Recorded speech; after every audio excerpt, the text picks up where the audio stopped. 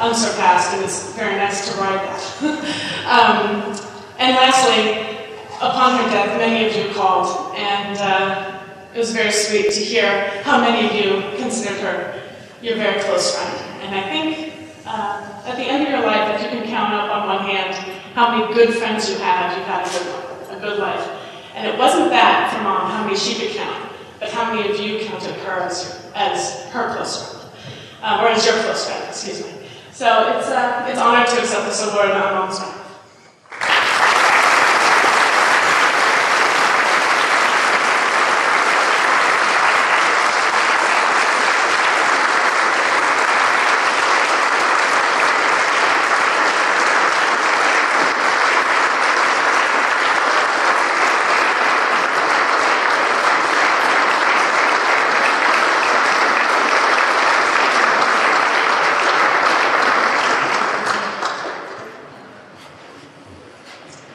And to present our next award, Seda Jacobson.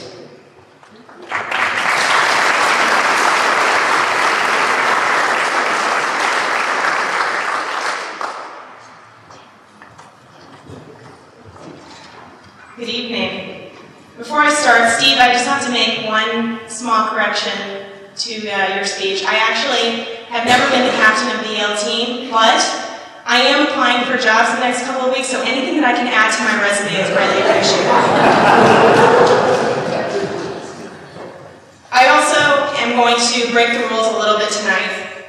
Instead of honoring just one person, I have the distinct honor of being here on the induction of two of my coaches into the Hall of Fame.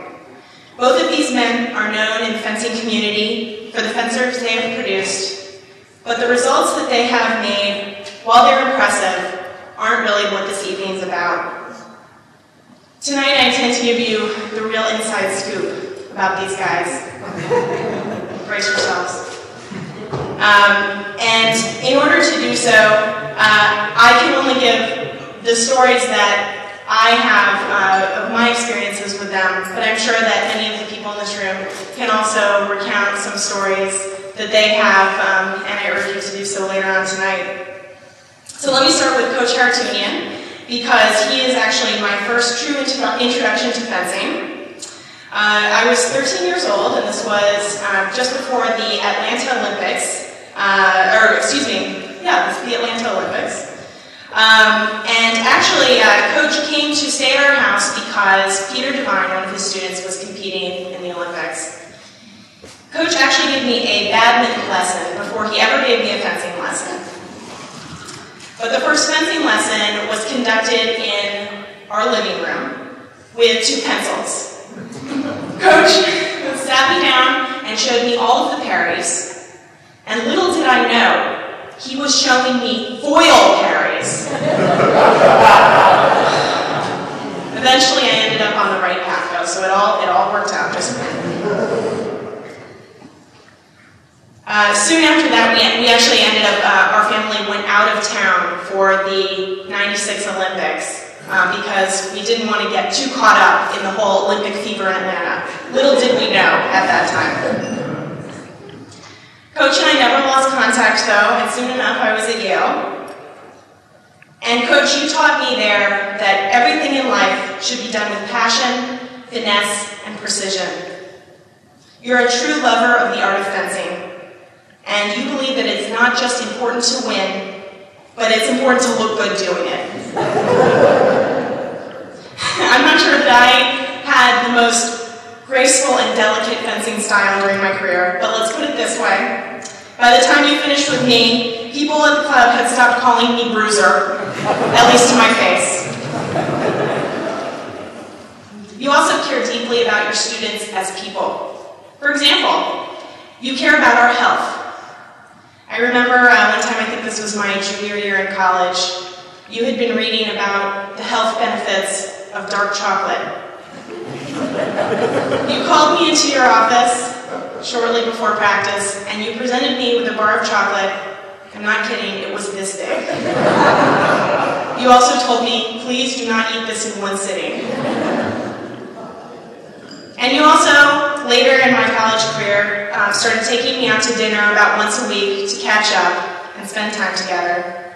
Although I think it might be because you felt bad about constantly destroying me in ping pong.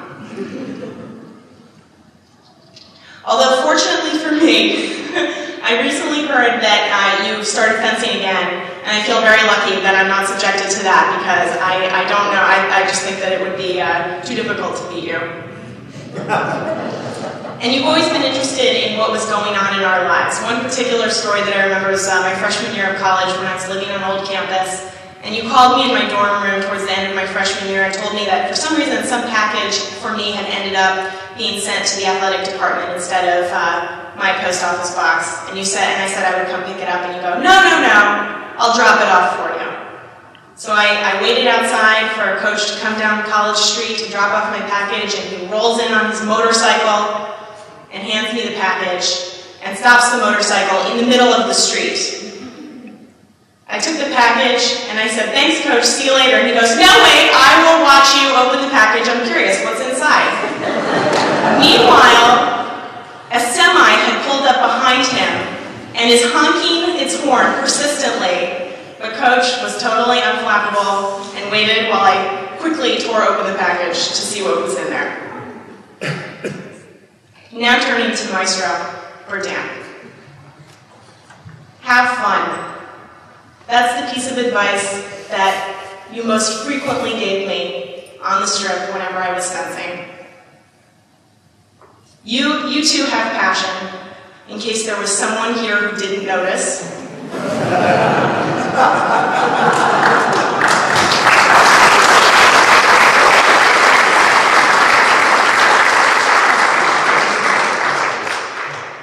Our victories are your victories, and sometimes I know it's hard, but you can hardly even stay on the sidelines. You just want it so badly.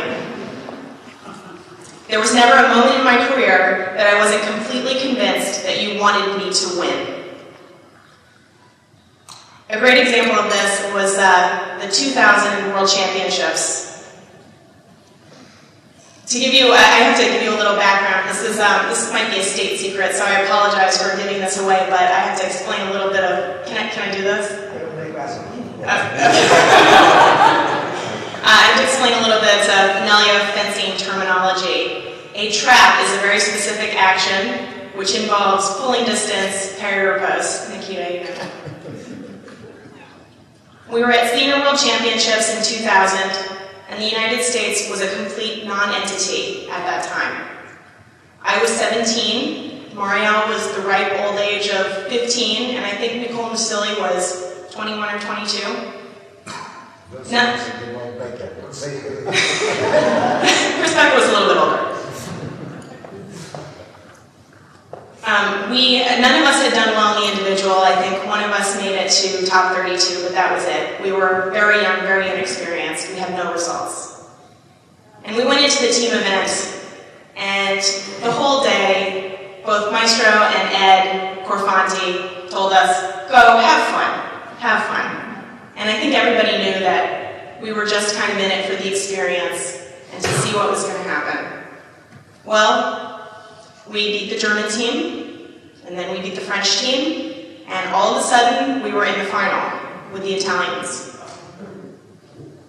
As we were fencing this final team match for America's first Senior World Championship gold medal, it started out very, very close, and we traded touches the whole way through the bout.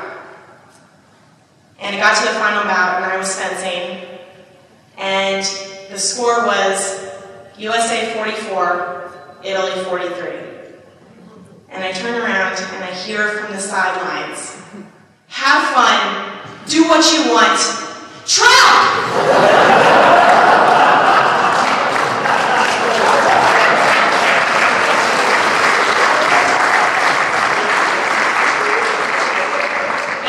I did it, and we won. You will do anything in your power to help us win. For example, I can't